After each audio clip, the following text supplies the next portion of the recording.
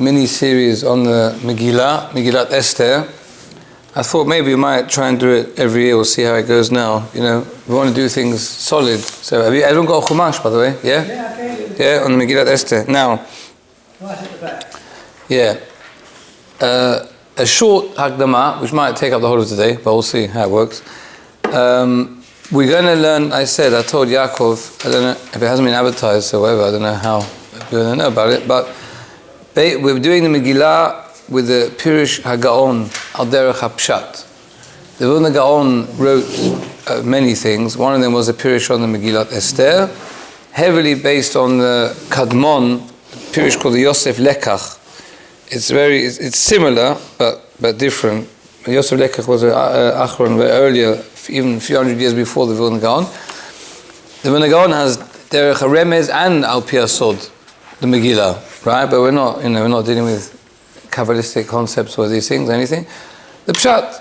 Now, before we go through the actual, Psukim, I want to just a short Hagdama why it's important to know every pasuk. We could say, look, let's just fly through the Megillah, get the basic idea. Do you know what I mean? The beginning of it's like a bit boring about the whole party, and let's get to the exciting parts of the play. You know what I mean? The intrigue, Big Tan and Teresh, Esther. The beginning of it's like a bit, some bits of it, Chas v'Sholom, not so interesting.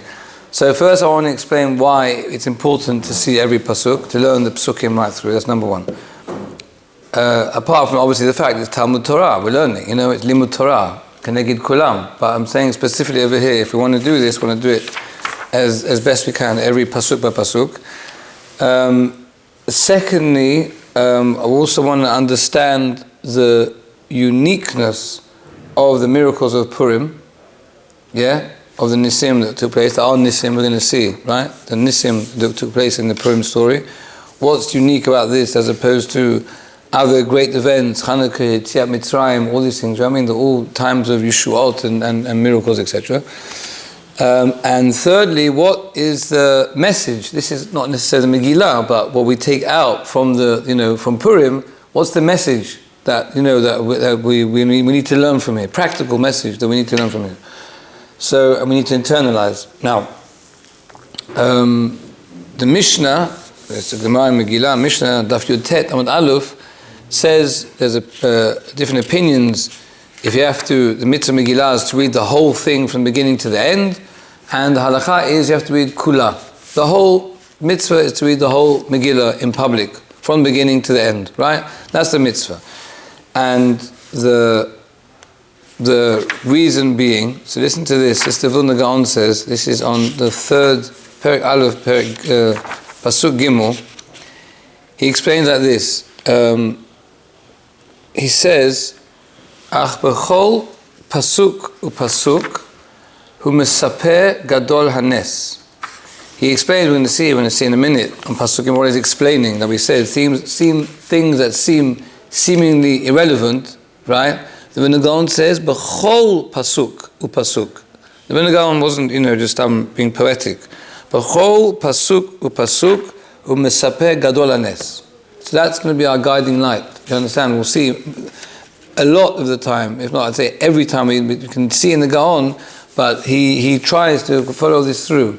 That every pasuk, that's why that's the number one I said, why every pasuk is important, apart from Talmud Torah, is because what the Vilna Gaon says. If we were to learn it, it's going to be telling us something, another piece in the puzzle of the Nes. That's why it's so important to go through rather than just, fly through it.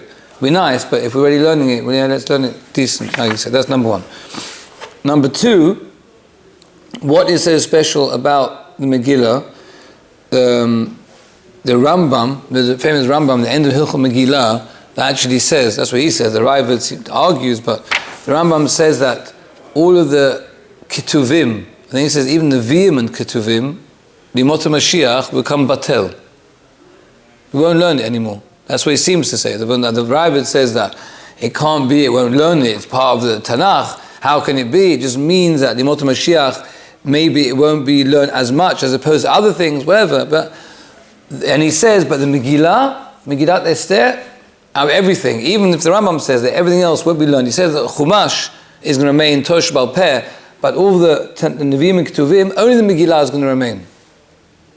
Yemot HaMashiach. That's a big statement. Well, right? Based on the thing in Mishlei, it's a Medrash in Mishlei. That's how the Rambam learns it. Well, what's that supposed to mean, right? There's something about the Megillah, right? That's so special. Now, one of the things that's unique about the Megillah is it took place in Chutz La'aretz. This salvation took place in Chutz La'aretz, right? Everything else that we know, it's yet right. Even though it's yet Mitzrayim, there was when there was in Chutz La'aretz, it's yet Mitzrayim there was open miracles, right? With open miracles.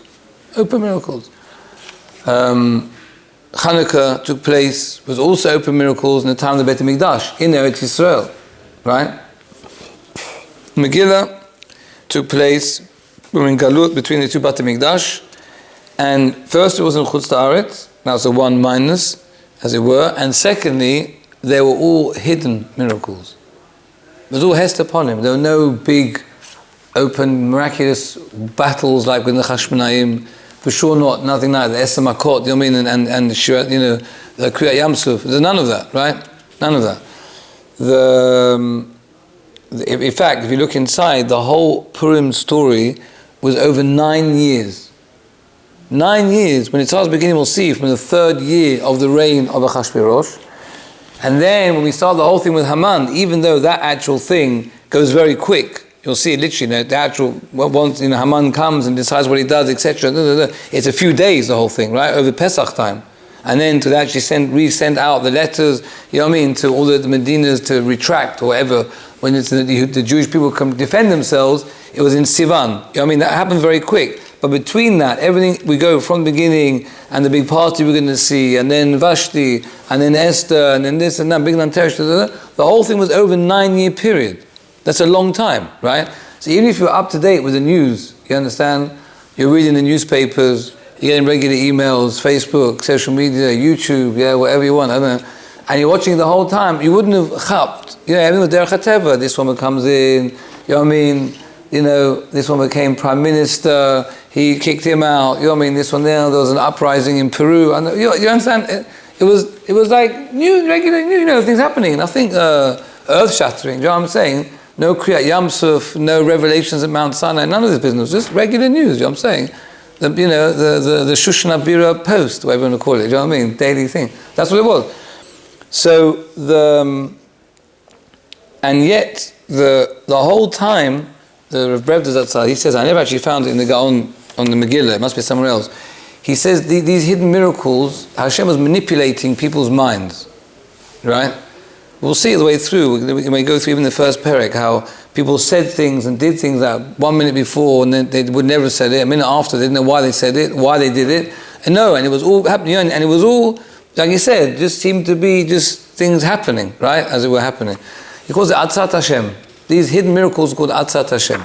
So that is to answer the second thing, why the Megillah and Purim, right, are unique. What's unique about it? Again, it's these things. It was in Chutz La'aretz and there was a hest upon him. Now the Vilna Gaon actually explains in this piece over here. He brings a mashal, which he also does. He says the following thing. He says a king had his only son, which he cherished like the apple of his eye. Loved this son. He was going to be the heir of the throne. And he had, ministers who didn't take a liking to this son. They thought, they might be able to usurp him when he becomes it. And they were, waiting for the opportunity. Anyway, they didn't have to wait for long. The son messed around, did the things that teenagers do, whatever he did, this and that. The king got very upset. He decided he has to teach him a lesson. He's going to, banish him from the palace, send him out, out into, somewhere far off in the Medina, and leave him be, and let him, rethink his ways, right? But he loved his son, and he was, he wanted him to realize what he did wrong, but he didn't want anything to happen to him. He was a prince, he wasn't used to living out in the sticks, or send him out into some forest somewhere. So he sent some of his, some of the Shabak, whatever, some of the, the FBI, whatever you want to call them, people, chevra, security personnel, to keep an eye on him, but at a distance. They should just be around, do you understand? Like hidden police type thing, under what's the word? Undercover, that's the word, undercover police, to watching over him. Fine. And he was also worried because he knew the king wasn't stupid. He knew there were some of the ministers that didn't like this prince, this young prince, and they had it in for him. And therefore, he said also just make sure to make sure he's all right physically. No one should harm him. Fine. But the son had no idea. He was clueless. He just knew his father, Mamish, was nasty to him, threw him out, and there he was somewhere in some forest somewhere, feeling down and out, and he didn't know what to do. He had a bit of money. He had a bit of he had clothes with him, etc., basic necessities, and he to his mind own business. And then he was walking through the forest, and he heard this noise, right? Totally knows what happened. This huge grizzly bear is running towards him. Now, people in America, the grizzly bears, if they're in a bad mood, it's not a good thing, right? Pretty dangerous, yeah? No, apparently if they go up on their hind feet, they can be like 2-3 meters high. They're like one swipe and that's the end of you. Yeah, they're very dangerous. And he's like petrified. And he like froze from shock. And he didn't even know what to do. And then, like out of nowhere, there was some like hunter was like riding past on his horse, shoots at the bear and gallops off. Wow, what stroke of luck. You know what I mean?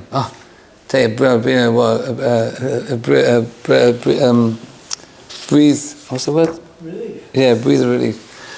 And he, anyway, fine. So, a bit traumatized, he carries on and this and that. Then he goes, he finds his way, I'm just elaborating a bit on the Vilna Gaon, he found his way to, some town, and he's walking around, he's running out of money, and there was someone, coming up behind him, like he thought it was like some sort of thug was gonna, to attack him, right? And last minute he goes around and sees this guy coming on him, and then some guy comes out of the back alley, hits the guy off, knocks him off, hits him to the ground, and he tells the guy to get lost. He tells the son to run, the prince to run off, and he runs for his life. Anyway, and and things were happening, this and that. He ran out of money, and then someone bumped into him and said, "Who are you? What's up?" And he's all down and out. And he said, "Here, take a few $100s," And he, and he was just going from one place to the other. And after a few months, it like dawned upon him, like, what's going on with it? The grizzly bear, and then this guy attacks me, and then all of a sudden the guy gives me money, and then he chapped. He realized what was going on. You know what I mean? And he's thinking, 1 minute, when the guy that saved him in the town, he recognized the guy's face. Where did he know him from? And he goes, he's one of the guys in the palace. You know what I mean? He chapped who he was. So all of a sudden he's like, his father, and he's like, he realizes, wow. You know what I mean? Even though his father threw him out, he cares about him. He's looking after him, and he felt such a strong pull to his father, and he realized that's it, right, he's going to put his socks up, that's it, and he's going back to the palace, and happy ever after, as they say, yeah? That's the mashal. Could be elaborated on for the next 3 weeks, but we'll leave it for that for the moment. Now, says the Vilna Gaon, that is what, that sums up the Purim story. We messed up. We went into Galut. Churban Beit Rishon. Do you understand? It was serious. When Galut Bavel went to Paros Samadai, took over from Bavel, from Nebuchadnezzar, and we were suffering, right? Belshazzar, this and that, Daniel. We were suffering in Galut, right? We all became assimilated. We know with the Ezra Sofer, right? They managed to got assimilated. It was terrible, yeah? When we were suffering there. And we got up to things we weren't supposed to do. We tried our best, but things, and we need to do tshuva. We need to do teshuvah. And Hashem showed through the Purim story when they say Mordechai and Esther realized after this 9-year period, and they wrote the Megillah, which was Ruach HaKodesh, it was part of the Ketuvim, part of Tanakh, right? That they and the generation all realized, wow, Hashem's with us, albeit we can't see. There's no splitting of the sea. We say there's no miracle. There's no, barad, no makat b'chorot. But Hashem is here. Hashem is with us. Do you understand? And that's what it says, the famous line in the Pasuk, at the end of the Megillah, it's Kimu v'kiblu, right? Which says that the Jewish people accepted upon themselves, the Pasuk's talking about, the mitzvot, the Mishloach Manot, and Purim, and the Suda, etc., and the Kriyat Megillah, but the Gemara in Shabbat says, Kimu mashe kiblu kvar. They accepted upon themselves what they accepted already. that which they accepted the Har Sinai, Kaf Alem Har Kegigit, as it were, Hashem said, you better accept the Torah or not. Purim time, they accepted it ba'ahava, the Gemara says, because they Kamayim upon him, right? When they saw how much Hashem loves them, it became, all of a sudden the penny dropped and they realized, we still, like I said in the story, wow, they saw the whole 9 years and now they saw this happened and that happened and everything with this puzzle, it all worked perfectly to the, the salvation. They were in awestruck. Therefore they took on the Mishloach Manot and all the mitzvot, and it says, they had, they took on 8 more mitzvot, the Mikra Megillah, Torah. Rav Brevdi explains there's a medrash in Medrash of Rabbi Shmuel that says that from the Megillah, which was just before the time of the Purim story, which was going back to Bayit Sheni, that was the time of the hundreds of years of the Anshe Kester Gedolah, of the Tanaim. All the Tanaim in the Mishnah, there was this Hashem let down a Shefa of Torah Shebal Peh, Rabbi Akiva, Rabbi Meir, all the great Tanaim was all started in that period of Kima V'Kippur, of the Purim story. Yeah. It was phenomenal because they had such this Ava towards Hashem, they became completely devoted back to Hashem HaKadosh Baruch Hu. They did Tshuva Shlema. It was unbelievable, right? And Shemed the Simcha. Yeah. So that is why the Megillah is so unique. Yeah, that's the uniqueness of the Megillah. Now, the message we learn from this, which the Rambam explains, I can't remember now exactly where in the Rambam I have to find it, is basically that we say this about, I worked I think 6 times in Shachrit. Hashem Hoshia Melech Ya'anenu B'yom Korenu. Hashem Hoshia HaMelech Ya'anenu B'yom Korenu. Yeah, the Melech Ya'anenu, Hashem should answer us on the day that we call out. And the Rambam says that is what we learn from Purim. So we said in the Pasuk, Hashem is so close to us, B'chol Korenu, whenever we call out to Hashem, Hashem is so close. There's no one like us, the Jewish people. We have a direct line to HaKadosh Baruch Hu. That is, and Rebbe just picked this out in his Sefer, is the message of Purim, and which we get from the Megillah, right? The Purim is the Megillah, is the story, right? The Megillah, to realize that Hashem is here. Prayer works, davening works. Hashem's there. He's listening and reacts, right? It's there. It's true, right? Because what happened over there, we'll see. Rebbe explains that they didn't do anything. They didn't do any ishtadlut. Even with Esther in the palace, then she went in. We'll see later on with Achashverosh. But they did nothing. All the Jewish people, Mordechai said, right? She said fast and daven. That's all they did. They didn't do anything. They didn't start going this one, trying that one, and talking to this one, and bribing that one. Nothing. Daven, daven, daven. That's all they did. We'll see it again and again, especially towards the end when Esther was going into this and that. All the Jewish people were davening, nothing else, and they saw it worked, right? And the Ramban writes, Rav Elbilia, right? Rav Gabriel Elbilia, who spoke here a few weeks ago. I don't know if you were listening. We listened to what he said. He says amazing Ramban. I looked it up in Parashat Shemot. When Moshe Rabbeinu said, you heard this? When Moshe Rabbeinu asked Hashem, what should I say to the? I'm watching the clock. The last thing off yet. Well, said. Oh, they started. All right. And Karen looked at it. They got the lights on. That when Moshe Rabbeinu said, what should I say is the name of the name? They want to know Hashem here, Hashem a name. He said, Ehyeh, I will be. Right? So Rashi says, he said it twice. I'll be within this galut. I'll be within the next galut. Hashem. So Moshe said, you haven't done either? Adam. So he says, what does that mean? So apparently, what does it mean? I will be. So the Ramban explains that is the biggest proof that Hashem exists, that we daven and we're answered. That in terms of real terms for us, right? Apart from Har Sinai, and given Har Sinai is the biggest proof that HaKadosh Baruch Hu exists. And Moshe and they want to know how they know it's true. How do you know it's true? Hashem said, yeah, I will be. They're davening. You see, they're davening, crying out to me. The Geula is going to come. That's the biggest proof. They've been davening, and I'm going to show them Yeshua. Yeah, I'm going to be there. That's the biggest proof. That's what Ramban says. Unbelievable, no? You know what I mean? So that just explains even more what it means over here when we re-accepted the Torah and became totally devoted to HaKadosh Baruch Hu. Like we said, it said what Vilna Gaon says, when they had this tremendous Ava to Hashem, it was first when they realized, you understand, that Hashem loves them so much and was with them, but then realized they were davening, and they were answered. So Hashem was like, as clear as day, Hashem is here. Hashem is here, do you understand? That was it. Just like Hashem told them in Mitzrayim, and that was supposed to give them the emunah. Oh, and we're going to daven, we're going to see Hashem. Hashem exists. So too over here, they saw it. You understand? They felt it, and therefore they were covered the Torah Ava and devoted themselves to the thing. All right. So we did Hagdama. Next week we'll go through. We'll run through the psukim. Okay. Mitzvah. We'll get going.